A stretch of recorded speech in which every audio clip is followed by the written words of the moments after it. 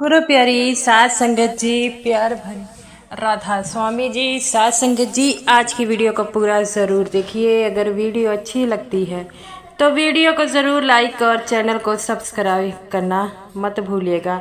सात संगत जी, आपको जैसा पता है कि बाबा जी इन दिनों जो है डेरे में नहीं बल्कि परोर में है। तो सात संगत जी, परोर जो है वह एक पहाड़ी इलाका है और वहाँ पर बाबा जी अक्सर जाया करते हैं। तो सात संगत जी, कल बाबा जी ने वहाँ पर जो है दर्शनों और क्वेश्चन आंसर का जो है वो प्रोग्राम किया था। आज बाबा जी ने वहाँ पर सत्संग फरमाया। सात संगत जी, जैसा कि आपको पता है, जब बाबा जी का कहीं पर भी सत्संग होता है तो काफ़ी ज़्यादा रश हो जाता है। आज परोर में भी काफ़ी ज़्यादा रश था। काफ़ी संगत जो है बाबा जी का सत्संग सुनने के लिए वहाँ पर पहुँची थी। सात संगत जी, जैसा कि आपको पता है कि जब बाबा जी का सत्संग होता है टाइम की कोई लिमिट नहीं होती। ये बाबा जी की मर्जी होती है, वह जितना सत्संग चाहे कर सकते हैं। और क्योंकि बाबा जी हमेशा ही अपनी संगत को जो है सत्संग के जरिए निहाल करते रहते हैं, तो आज बाबा जी ने परोर में पूरा 1 घंटे का सत्संग किया। और जो बानी ली गई थी वह है नामे हिते सब कुछ हुआ। जब बाबा जी पहले सत्संग शुरू करते हैं, पहला अक्षर जब बाबा जी बोलते हैं, जब सत्संग करते हैं, तो बाबा जी की बानी में इतना दम होता है कि सारी संगत बाबा जी के पहले अक्षर में ही रोने लग पड़ती है। क्योंकि बाबा जी का सत्संग सुनने के लिए सारी संगत बड़ी ही बेताब रहती है। तो सात संगत जी, आज बाबा जी ने जो है नामे हिते सब कुछ होए बानी पर सत्संग किया। इसमें बाबा जी ये समझाते हैं कि जो नाम की कमाई है उसी में सब कुछ है और कुछ नहीं है। हम जो है दुनिया के विषय विकारों में इतना डूब गए हैं कि उस मालिक को भूल गए हैं। कलयुग में जो है जो नाम की कमाई करेगा वही सब कुछ होगा। बाबा जी बड़े प्यार से समझाते हैं कि उस मालिक ने हमें किस काम के लिए यहाँ पर भेजा है और हम सब कुछ भूल गए हैं।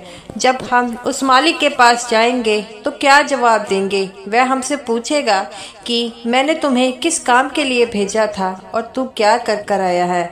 तब हमारे पास निराशा ही होगी। जब एक इंसान, जब मनुष्य माँ के गर्भ में होता है तो उसे अपने पिछले जन्म का सब कुछ याद होता है। वह उस सच्चे परमात्मा को कहता है, हे परमात्मा, मुझे इस नरक से बाहर निकाल, मैं तुम्हारा नाम जपूंगा। लेकिन जब वह इस दुनिया में आता है वह ऐसा भूल जाता है, इस विषय विकार में इतना डूब जाता है, वह सब कुछ भूल जाता है कि मैं इस दुनिया में क्या करने आया हूँ। बाबा जी कहते हैं ये तो सबको पता है कि जाना सब ने एक दिन है, लेकिन फिर भी हम इस दुनिया के विषय विकारों में जो है डूब जाते हैं। हम जगह जगह पर भटकते हैं। बाबा जी कहते हैं हम लोग सोचते हैं कि हम उस परमात्मा को कहाँ खोजेंगे, उस सच्चे पातशाह को कहाँ खोजेंगे, उस अकाल पुरख को कहाँ पर खोजेंगे। तो बाबा जी बड़े प्यार से समझाते हैं कि उसे कहीं भी खोजने की ज़रूरत नहीं है, वह तो हमारे अंदर में है।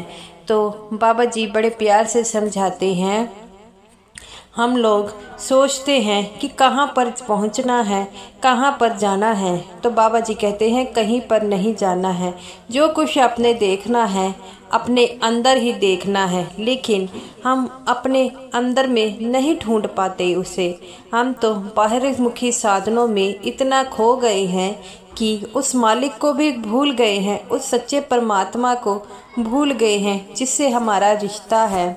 वह हमारी आत्मा जो है उस परमात्मा से तभी जा मिलती है जब हम सच्चे प्रीतम प्यारे की याद में जो है उसे याद करते हैं। लेकिन हम उसे याद ही नहीं करते। हम सोचते हैं कि हमने इंसानी जामा मिल गया है, अब ये इंसानी जामा उत्तम योनि है, इसके बाद हम कहीं नहीं जाएंगे।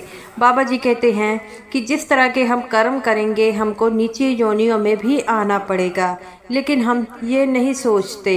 हम तो उस मालिक के बनाई हुई इस दुनिया में ऐसा खो गए हैं, यो चीज़ें हमारी नहीं हैं, उन्हीं को अपना मान कर बैठे हैं। बाबा जी बड़े प्यार से समझाते हैं, ये तो मन में तसल्ली है। चाहे आपके बैंक में 5,000 है, चाहे 5 लाख है, साथ आपके कुछ नहीं जाएगा। जाएगा तो वह मालिक का सच्चा नाम ही जाएगा। तो बाबा जी प्यारे समझाते हैं कि लेकिन हम सोचते हैं कि इस दुनिया में जो है इस रंगमंच में आए हैं तो इस रंगमंच के तमाशे को देख लें, तो दुनिया की ज़िंदगी है। लेकिन हम उस मालिक में जो हमें नामदान की दात बख्शी है उसे हम भूल गए हैं। बाबा जी कहते हैं कि हमें नामदान मिला है, हम सौभाग्य वाले हैं, लेकिन हम उसकी कमाई नहीं कर पाते। क्यों नहीं कर पाते? हम तो सोचते हैं कि नामदान ले लिया, बस हमारी ड्यूटी ख़त्म हो गई। बाबा जी कहते हैं कि जब तक हम उस मालिक को पाने के लिए शब्द की कमाई नहीं करेंगे, अपने अंदर धुन सुनाई नहीं देगी, तब तक हमें वो सच्चा परमात्मा नहीं मिलेगा। उसके लिए हमें बैठना पड़ेगा। बाबा जी बड़े प्यार से समझाते हैं कि जो उस परमात्मा के प्रकाश को पा लेता है वही सच्चा परमात्मा को अपने मन को पा लेता है। जो नहीं पा पाता वो नहीं पाएगा, चाहे जितना भी आप कोशिश कर लें, लेकिन उसे पाने के लिए आपको भजन सिमरन तो करना ही पड़ेगा। तो गुरु प्यारी साध संगत जी, बाबा जी बड़े प्यार से फरमाते हैं कि नामे हिते सब कुछ होए। इसका क्या मतलब है? इस सत्संग आज जो फरमाया जा रहा है कि इसका क्या मतलब है? बाबा जी कहते हैं कि हम दुनिया में जितने भी हमारे रिश्ते हैं वो यही तक साथ देंगे। अगर जो देगा वह मालिक देगा, लेकिन हम उस मालिक के लिए कुछ नहीं कर पा रहे। हम सोचते हैं कि हमें दुख प्राप्त हो रहा है, वह किसके लिए? पर हम ये नहीं सोच पाते ये दुख मिलता है वह हमारे कर्मों के हिसाब से मिलता है। बाबा जी कहते हैं जो नाम की कमाई करेगा, जो शब्द की कमाई करेगा, वही उस सच्चे परमात्मा से मिल पाएगा और कोई नहीं मिल पाएगा। इसीलिए तो जिस भी सत्संग में चले जाओ वहाँ पर सिर्फ आपको शब्द की कमाई के लिए कहा जाएगा, नाम की कमाई के लिए कहा जाएगा। बाबा जी कहते हैं लेकिन इंसान जो है वह कमज़ोर है, उस मालिक से निभा नहीं पाता और इंसान में ताकत नहीं है। ताकत तो उस आत्मा में है और हम अपनी आत्मा को, अपने मन को अपने वश में नहीं कर पा रहे। क्यों? क्योंकि हमारी जो असल ज़िंदगी है हम उसे पहचान नहीं पा रहे।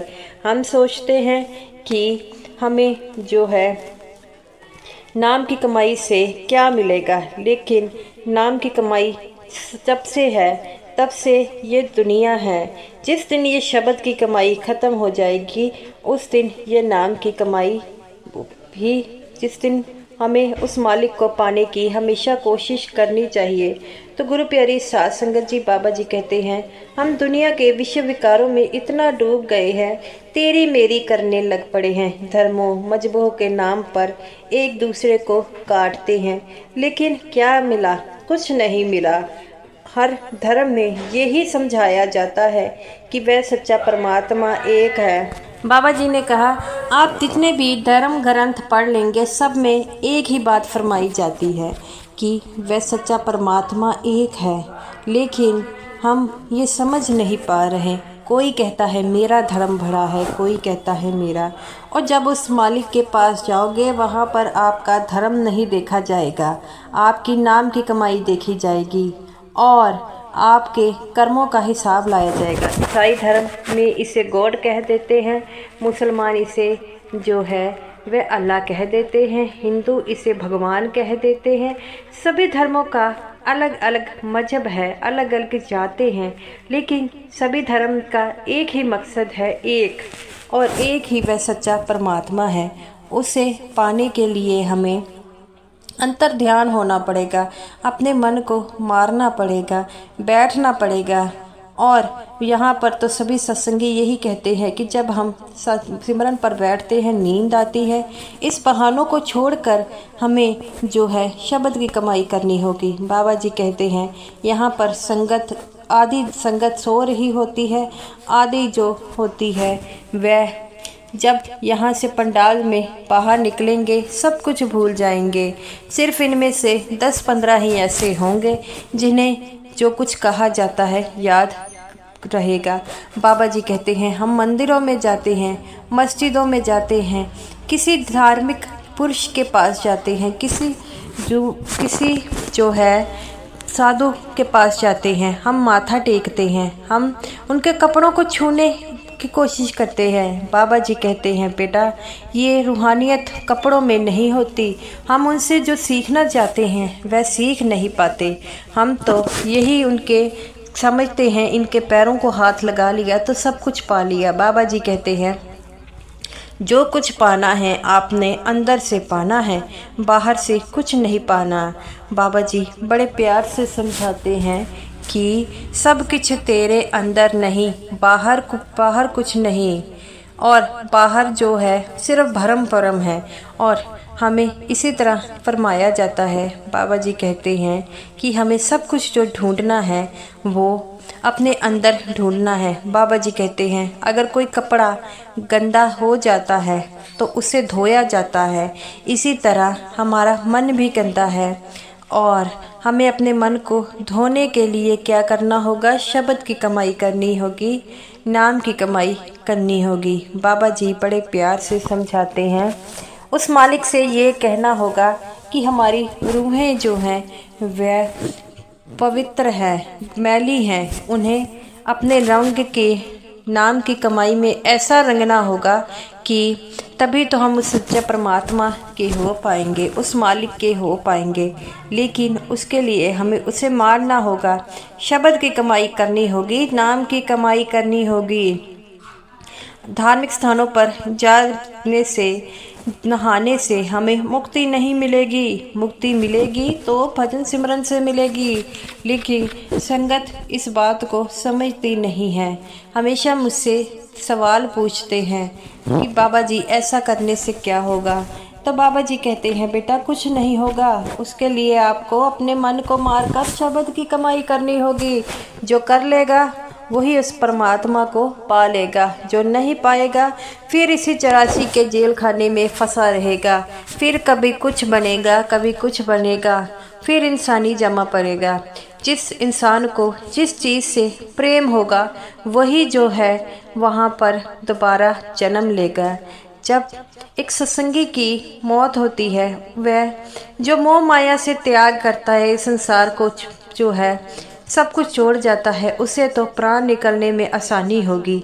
लेकिन जो ये अपने परिवार की ओर ध्यान होगा, इस संसारिक चीज़ों में ध्यान होगा, वह शरीर को त्यागने में उसे बहुत कष्ट होगा। इसीलिए तो सचखंड जो जाना है उसके लिए तो आपको जो है उस परमात्मा का ध्यान धरना ही होगा, नहीं तो ये इस कर्म कांड में फंसे रहेंगे। और अगर हमारे इतने अच्छे लेख होते तो हमें कर्म मनुष्य चोला कभी नहीं मिलना था। हमने कर्म बुरे किए हैं, इसीलिए तो हमें ये चोला मिला है।